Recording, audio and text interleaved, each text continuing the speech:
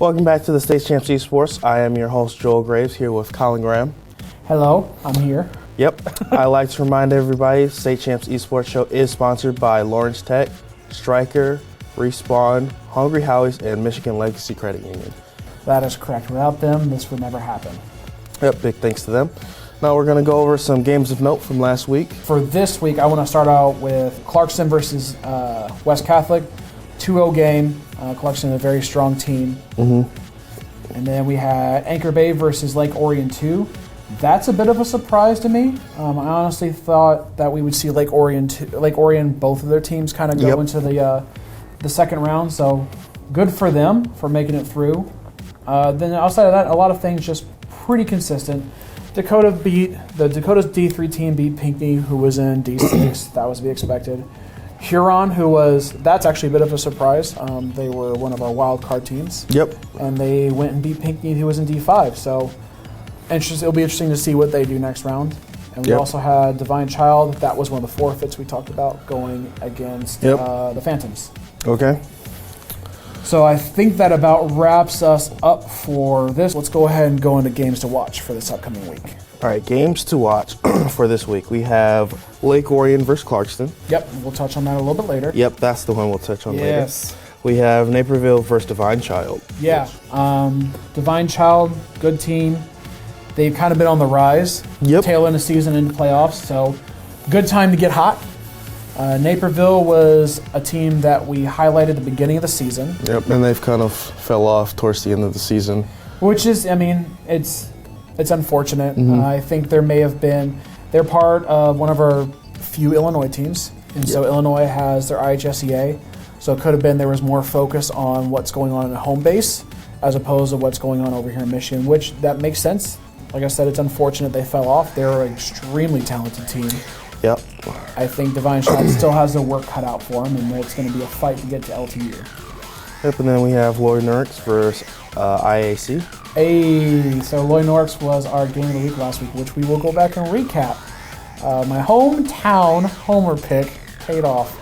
IAC is actually a highly ranked team. They are... Right at 4? They're D1. So Lloyd Norks, best of luck to you.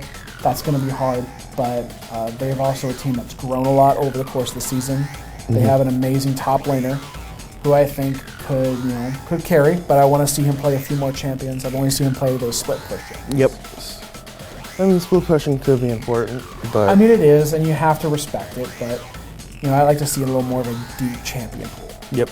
And then to wrap up our little games of note this week, we have Granville versus Detroit Catholic Central. Right, and you and I discussed this a little bit before we got on the shoot today, and because of some little inconsistencies and some hiccups in how we rank people this year, these teams actually are a lot closer than their record would show. Yeah.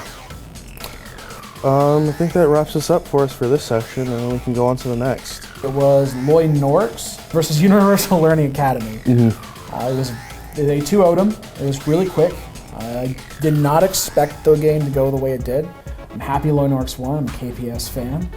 But I thought that game was going to go into 3. Yeah, well, games can always change. We did mention before Sly, who is the top laner for Lloyd Norks. Fantastic job.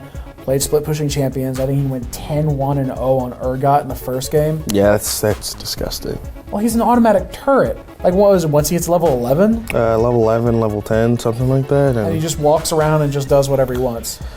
So he split pushed with that, and then he had played Renekton in the second game. Yeah. I do want to say Universal Learning Academy had a nasty Baron steal. Yep, by the Shaco. But Sly, the top laner, was amazing. He almost had 10 farm a minute. He was almost full items at 30 minutes. I mean, you're not respecting the split pusher, so he just walks and just takes all the minions that he wants. Yeah, but it's also Renekton. He can one-shot you with not even an item complete. Yeah. And it was fun. There was a couple instances where he decided just you know what, I'll take the loss. I'll get killed. But it was very much a team-centric move. He took the first tower on blue side when he was on red. At the same time, his team was taking a second level mid tower.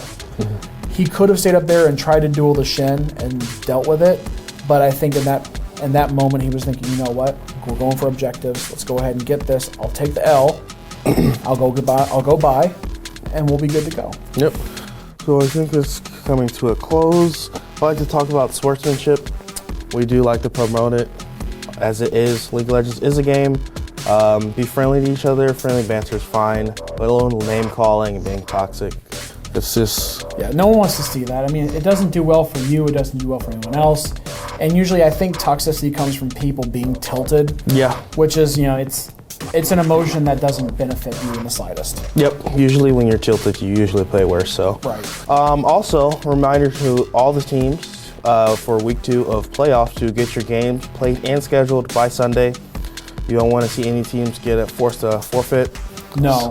I mean, I understand it's hard to schedule. I understand it's spring sports season. You've got kids playing baseball. Yep, it's end of the school academic school year too. So minds are starting to wander. Yep. Go out there. But you got to play your games. All it takes is a quick DM. What is my schedule? What is your schedule? Yep. And finding that common ground. Yep. Before we go ahead and wrap everything up, I do want to touch on this week's game of the week. Okay. It's going to be... It's weird because it's a D5 team versus a D1 team. So, but they're not. It's not actually like that. So we got Lake Orion High School 1, who I believe finished this season 2nd overall. Yeah, they're D1 done very well for themselves this season. And then we got Clarkston, who was in D5 this year, but some slight inconsistencies. They basically were playing above their division all season. Yeah, they've played above a few divisions above.